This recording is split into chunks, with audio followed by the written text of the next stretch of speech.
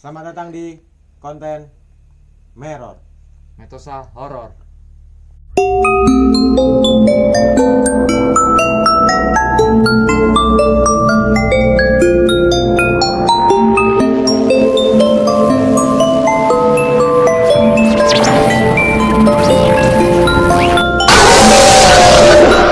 Jadi malam ini kita kedatangan tamu ibu bendaharanya Metosa. Dia akan menceritakan hal-hal mistis yang pernah dialami oleh dirinya selama hidup sampai saat ini. Jadi yang belum kenal, perkenalkan dulu dong. Perkenalkan dulu. Kan udah kenal dong. Ya mungkin ada penonton yang baru Ya. ngikutin. Oke, nama saya gitu. Nama aku.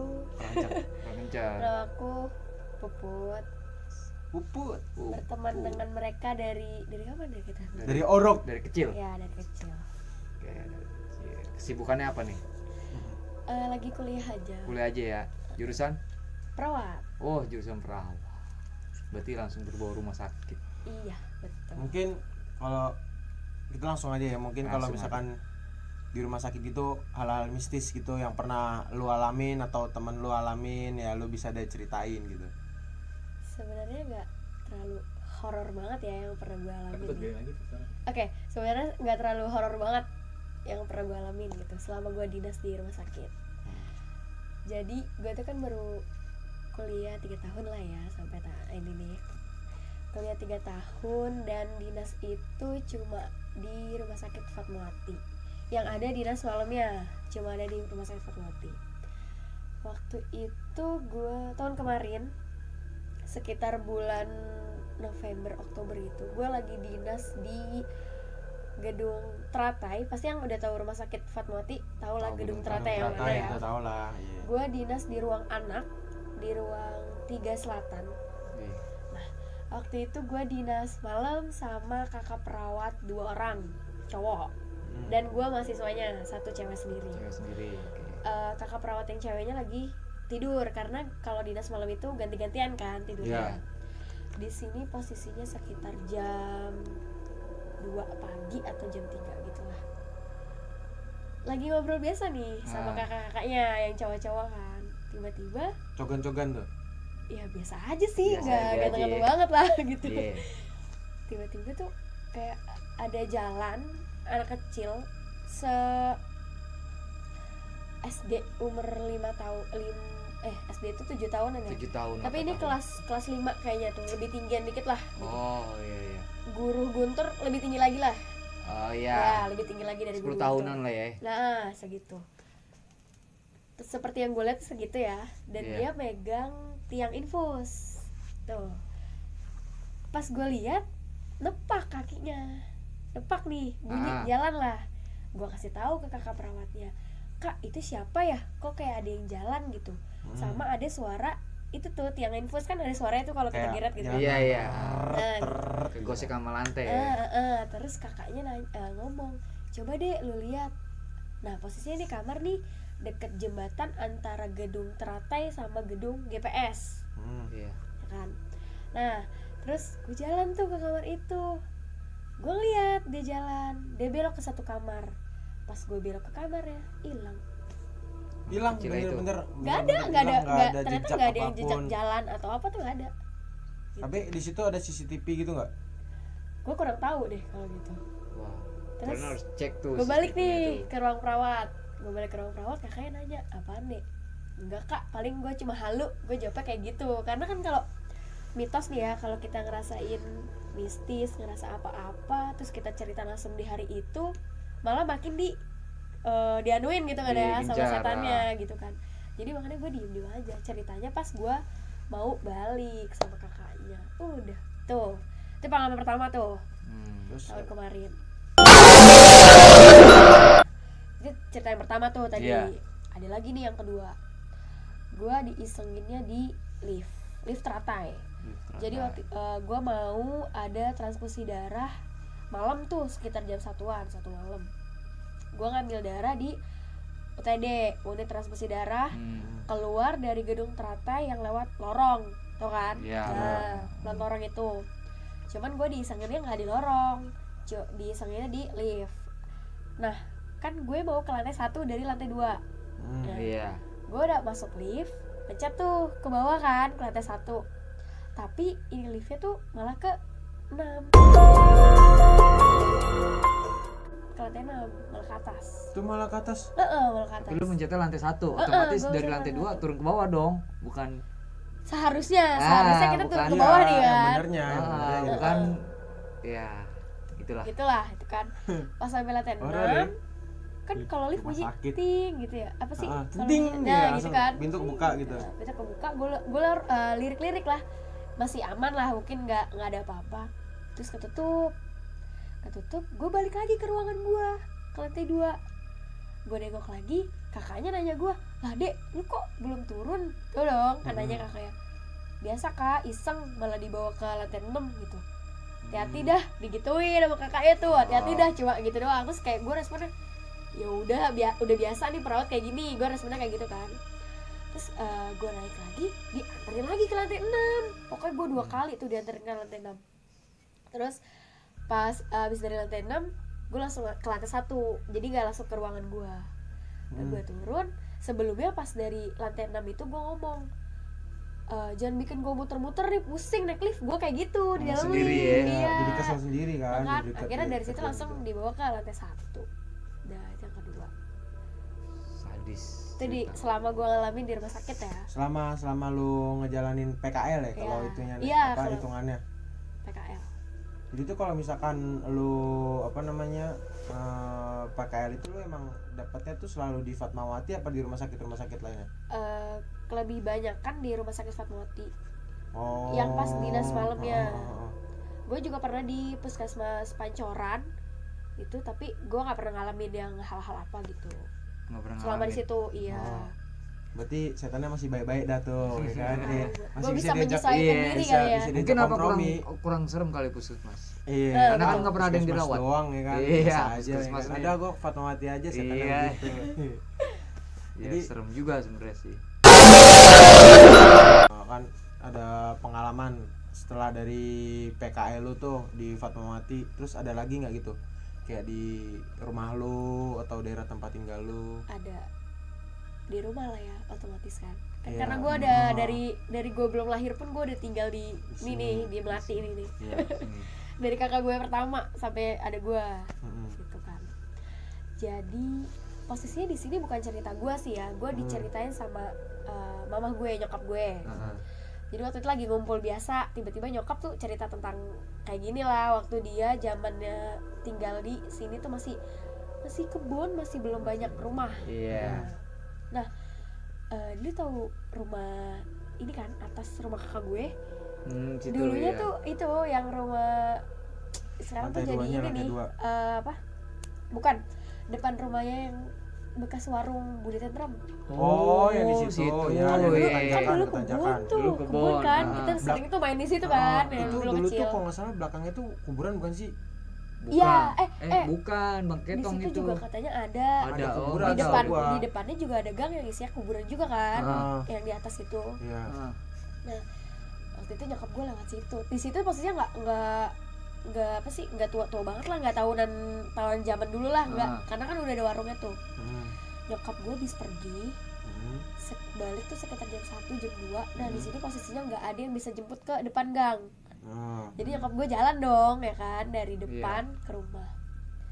Terus di situ tuh ada lewat biasa, nyokap gue kan ya nggak Cuek percaya aja kayak gitu, gitu lah. Tiba-tiba tuh Kayak masa bodoh aja gitu ya. iya, nyokap gue lewat, ah. diajak ngomong dia sama cewek di situ lagi duduk. Lu tahu lah warung dulu gimana sih, Iya. seru banget kan. Diajak Merinding gua. ngomong, bu, habis dari mana? Heeh. Nah nyokap gue pikir ya mungkin orang lagi emang ngajakin Ya, ngomong. tetangga lah gitu ya. Gue merinding diri. Iya sama Pak. Merinding. Dulu kaki gua. Waduh. Merinding.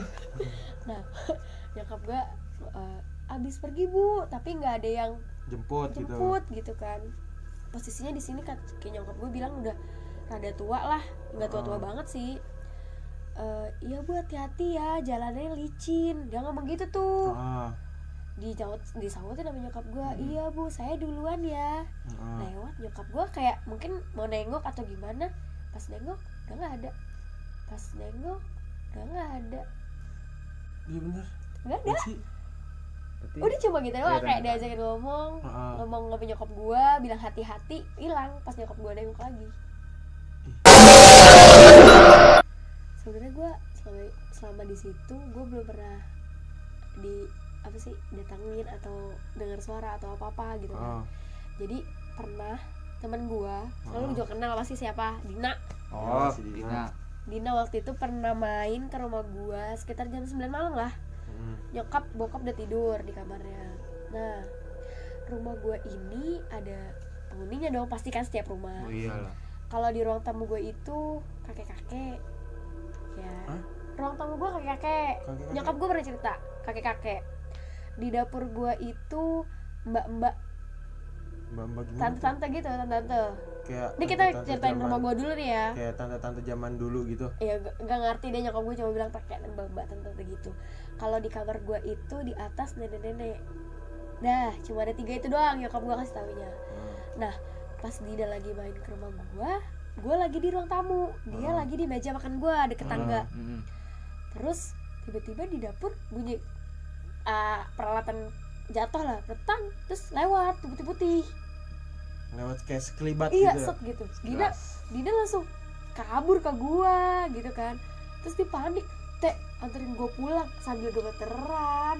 "Kenapa Di, lu ngeliat apa?" Kan gue langsung kayak gitu ya. Posisinya di sini gue tuh nggak denger itu alat di dapur jatuh. Iya. Jadi yang denger dia doang. Cuma si Dinanya doang gitu kan. Karena gue ngeliat itu apa kayak kunti. Dia bilang kunti ya. Kunti terbang. Gue langsung panik. Maksudnya di situ gue nggak pernah digituin. Ya udah langsung balik. Gue langsung kayak gitu kan.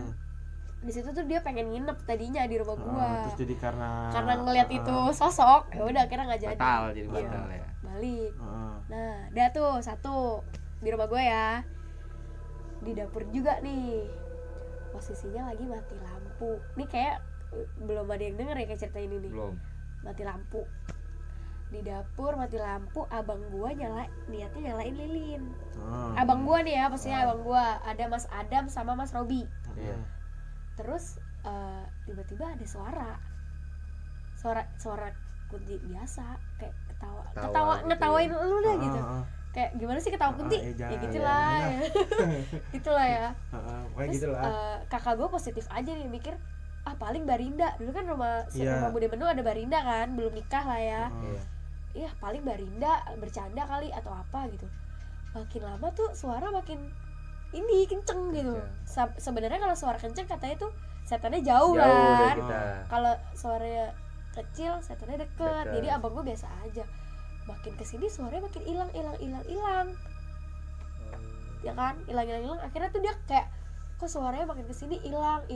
Nah, positif apa sih kayak mereka kan tahu tuh yang mitos kalau suaranya kecil ada orangnya gitu kan, ada sosoknya. Karena di situ mereka nggak jadi nyalain lilin, malah keluar. Kabur gitu. Semuanya itu berdua. Cuma berdua. Mas Adam sama Mas Robi doang. Nggak tahu di sini nyokap gue ada apa, bokap gue ada atau enggak. Pokoknya dia ceritanya kayak gitu. Soalnya gue selama di rumah nggak pernah ada itulah yang mengganggu gitulah. Iya. Berarti yang diganggu tuh rata-rata malah orang-orang lain yang di sekitar lu. Iya, gitu. Pokoknya temen gue kalau setiap ke rumah gue pasti minta temenin gue, nggak pernah bisa sendiri. Contohnya dia nih. Jujur ya. Dia kalau ke rumah gue, kalau misalkan gue mau ke bawah, dia di kamar gue takut ikut ke bawah. Ikut ke bawah. Tapi emang yang gue rasa itu kayak aneh gitu. Apalagi waktu itu gue ditinggal bener-bener sendirian gitu kan. Nah dia beli nasi goreng. Nah gue sendirian tuh. Jadi gue usahain gimana caranya gue bener-bener nggak ngerasa sendirian. Gue main game sambil video call.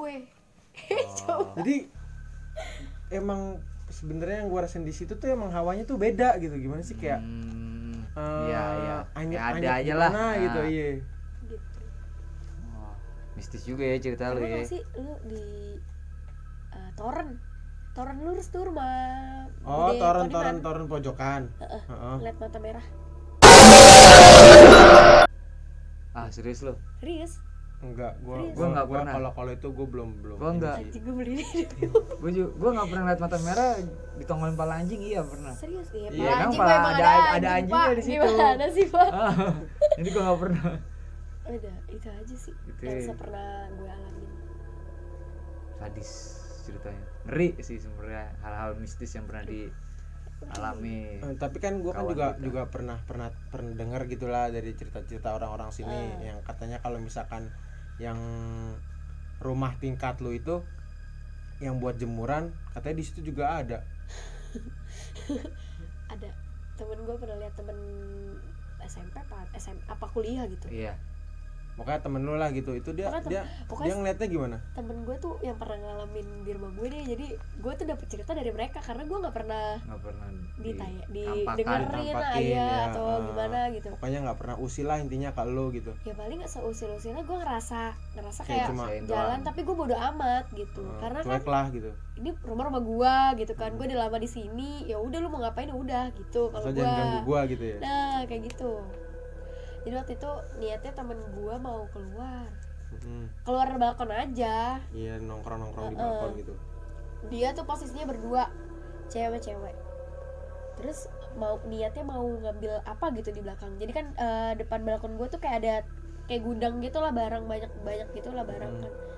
Mau ngambil di situ, tiba-tiba pas dia, maksudnya kan pintu keluar, di sini balkon jemuran, di sini gudang, ya kan. Pas dia mau balik masuk, di sini ada itu kunti lagi. Ih, Kunti mulu ya. Dia coba astagfirullahaladzim, gue langsung panik dong, kenceng banget ngucap astagfirullah itu kenceng banget kan. Sampai lu kaget juga gitu padahal lu di dalam gitu. Kenapa? Gue langsung gitu, nggak apa-apa teh. Kenapa? Gue ketawa-tawa kayak gitu. Iya, karena abis dari luar lo mikir lah, kalau abis dari luar terus tiba-tiba ngucap, atau mungkin gue sih awalnya mikir tikus atau apa, tapi dia kayak mukanya tuh tegang, panik, tegang pucet gitu ya. Kenapa? Gue langsung gitu, posisinya gue ketawa aja. Kenapa? Gak apa-apa teh. Iya ilah. Ntar juga lu kalau disering kesini nggak akan diaduin lagi. Gua ya, mungkin kalau misalnya itu adalah kayak tanda perkenalan gitu ya, makanya dia nampakin. Kenalin pertama kali. Terus ya setelah kayak misalkan di rumah lu gitu, hal-hal lainnya gitu apa aja? Kayak misalnya lu di kampung apa gimana? Mungkin pas lu lagi jalan, mau pulang pergi, atau mau pergi sendiri gitu. Pernah. Waktu itu gue nganterin temen SMK gue, Virana namanya. Hai Virana. Kayak gue marah lagi. Hai, gue ada yang marah. Nah, terus dia tuh rumahnya di belakang AB. Aneka Buana. Iya, Aneka Buana. Pondok Labu situ ya. Aneka Buana di situ. Cuman gue posisinya di sini, posisi gue inian balik lewat gang yang Pinang. Lu gang Pinang tuh kan ada gang kecil tuh. Iya. Iya. Lu masuk kantor pos belok kiri itu, terus yang belok kanan yang kecil. Iya, yang kecil. Itu serem kayak yang kayak lorong gitu kan, pada gelap tuh, Cek, kalau misalkan malam. Nah, di situ tuh. Gua nganterin lewat situ malam-malam karena posisinya gimana ya? Malas aja gitu lewat jalanan gede walaupun sepi gitu kan. Gua lewat dari jalan tikus gitu lah. Katanya situ emang ada kuburan ya? Iya nggak sih? Tahu sih kalau katanya. Gue bukan akam sih situ sih masalahnya. Katanya sih ya, tapi gue juga nggak tahu. Iya. Gue lewat situ, awalnya ya biasa, nggak ngerasa apa-apa. Ada bapak-bapak teman-teman. Pas gue jalan nih, motor gue tuh kayak ada kibas-kibas putih-putih. Gue ngeliat dari spion. Iya. Jadi kayak dia tuh duduk di motor lu gitu. Sumpah. Jadi tuh kayak dia duduk di motor lu terus kayak yang ngebayang aja putih-putih. Cuman gue nggak ngerasa kayak bener apa mungkin baju gue atau apa. Posisi gue nggak pakai baju putih sih, inget banget gue. Udah gitu aja sih tuh. Terus gue coba ya udah jalan aja, mau gimana lagi, kalau dia numpang ya udah, mau kemana juga gue anterin kalau ngomong ya kan. Iya. Selagi jok kosong belakang mah. Ya tapi serem juga pak. Mau gitu? Ya serem. Oh enggak. Kalau tiba-tiba pas gue nengok lagi nongolin muka, wah, jatuh gue yang ada banting setir, ya kan? Wah, tapi sih mau kemana? Makanya kalau misalkan di ini kan juga banyak orang yang bilang kalau misalkan lu perjalanan kemanapun ya lu kan intinya jangan lupa berdoa sama satu itu sama baca ayat kursi gitu kan. Jadi sama perjalanan lu ya dilindungin lah gitu. Men. Jadi cerita horor lu hanya segitu saja. Tapi udah termasuk serem juga sih, hanya segitu masalah. saja, tapi ya bikin bulu kuduk Sakit. merinding mau gimana. Jadi intinya Gue ya seremnya sih yang ini sih, nyokap gue itu yang di Buddha Centrum itu. Lo tau Iya, kan yang- dulu rumahnya gimana? Iya. Heeh. Emang kalau itu kan nyokap lu, ya kan. Lu Iya nggak sih, begitu kan- deg-degan Ya, gitu. tapi kalau gue cerita sama lu gimana dah? Ya gue deg-degan juga.